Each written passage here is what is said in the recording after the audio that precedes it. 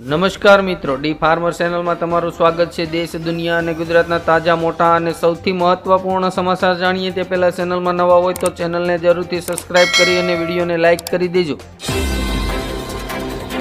રામ મંદિરને લઈને રાહુલ ગાંધીએ આપેલા નિવેદનથી ભાજપમાં રોષ, સંતો મહંતો પણ ભડક્યા। કેન્દ્ર સરકાર દ્વારા પ્રધાનમંત્રી સુરક્ષા વીમા યોજના હેઠળ માત્ર 20 રૂપિયામાં મળશે 2 લાખ સુધીનો વીમો। શંકરાચાર્યએ પીએમ મોદીને ગૌહત્યાના એજન્ટ કહ્યા અને કહ્યું જ્યાં રામ છે ત્યાં બીજેપીનો સફાયો। મંદિરોને સરકારના નિયંત્રણમાંથી મુક્ત કરવા હિન્દુ સંગઠનો મેદાને। હરિયાણામાં ચૂંટણી પહેલા આમ આદમી પાર્ટીએ હાર માની લીધી। પીએમ મોદીએ મન કી બાત કાર્યક્રમમાં લોકોને કરી અપીલ, આ તહેવારોની સિઝનમાં ફક્ત ભારતમાં બનેલી પ્રોડક્ટ ખરીદો। હરિયાણા ચૂંટણી પહેલા રામ રહીમે 20 દિવસના પેરોલની માંગ કરી।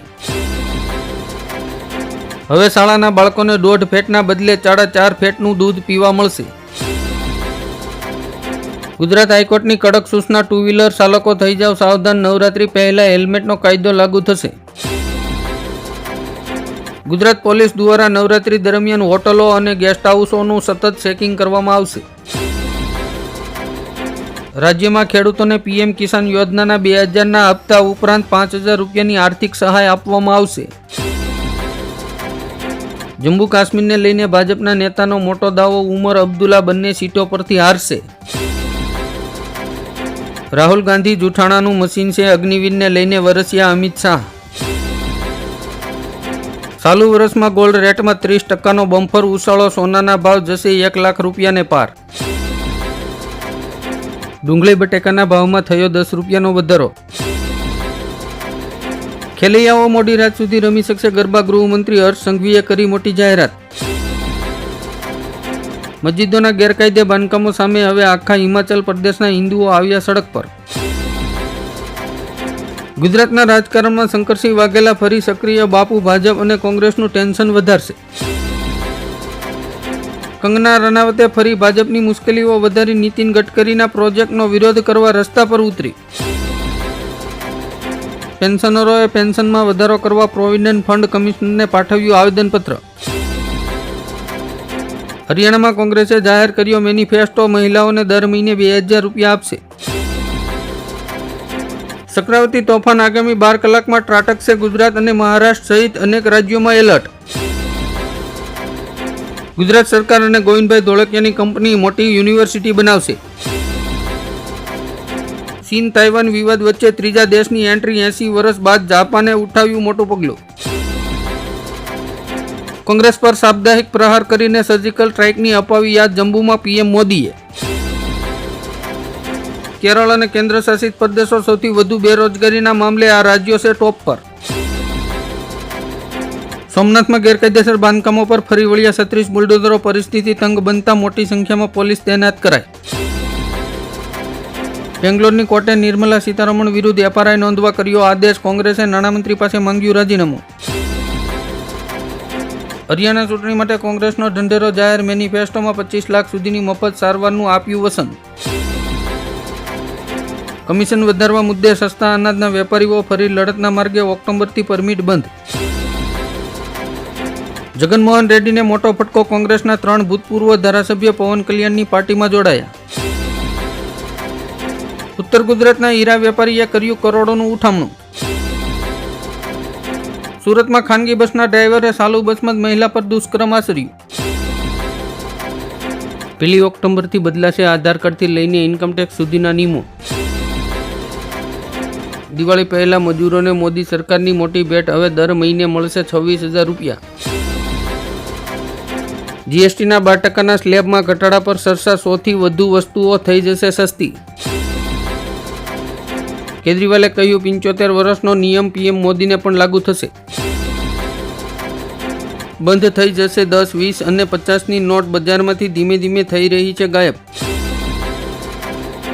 ઉત્તર ગુજરાતમાં રાંધનપુરને નવો જિલ્લો જાહેર કરવાની લવિંગજી ઠાકોરની માંગ। તહેવારોની સિઝનમાં જનતાને મોંઘવારીનો ડામ, ખાદ્ય તેલોમાં 345 રૂપિયાનો વધારો। સોમવારે રાજ્યભરના નિવૃત્ત એસટી કર્મચારીઓનો બસ ભરો આંદોલન। નવરાત્રી પહેલા ટુ વ્હીલર ચાલકો માટે હેલ્મેટ ફરજિયાતના નિયમોનું પાલન કરવા હાઈકોર્ટનો આદેશ. અમદાવાદમાં વક્ફ બોર્ડ મુદ્દે મળેલી બેઠકમાં રાજ્યમંત્રી અને અસદુદ્દીન ઓવૈસી વચ્ચે થઈ રકઝક. ભાજપની સરકાર બનશે તો POKને જમ્મુ કાશ્મીરમાં સામેલ કરવામાં આવશે, CM યોગી.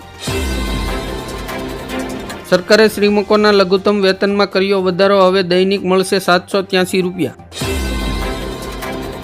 કેન્દ્રીય 24 સાંસદીય સમિતિની રચના કરી રાહુલ ગાંધી, કંગના રાણાવત અને રામ ગોપાલ યાદવ સહિતના નેતાઓને મળ્યું સ્થાન. રાહુલ ગાંધીના નિવેદન પર ભાજપનું ધરણા પ્રદર્શન, ખુદ CM ભૂપેન્દ્ર પટેલ વિરોધમાં જોડાયા. ઝારખંડ વિધાનસભા ચૂંટણી પહેલા ખેડૂતોને મોટી ભેટ, 2 લાખ રૂપિયા સુધીની લોન માફ.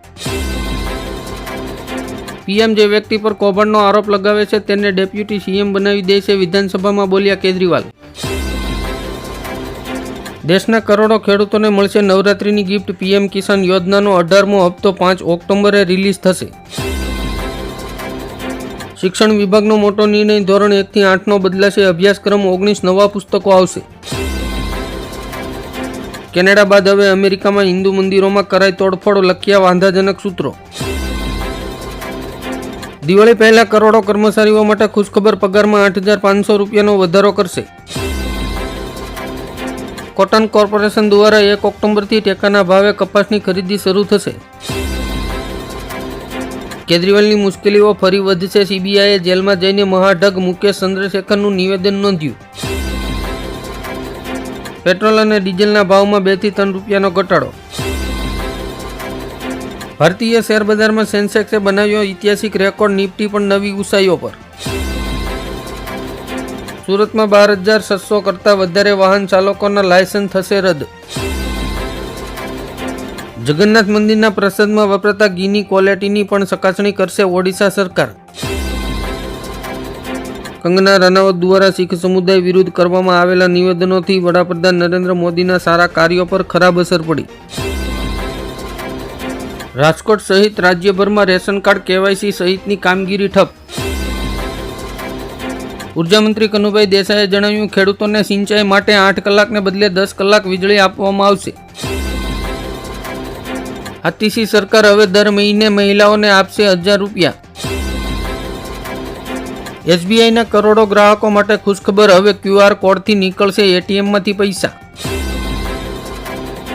પ્રિયંકા ગાંધીએ ભાજપ પર હરિયાણામાં બેરોજગારીની મહામારી ફેલાવવાનો આરોપ મૂક્યો. અખિલેશે કમિટી રેડ ભ્રષ્ટાચાર પર CM યોગી પર નિશાન સાધ્યું. હીરા ઉદ્યોગમાં કાચા હીરાની અછતથી પરેશાન, ભાવમાં તીવ્ર વધારો થવાની ભીત.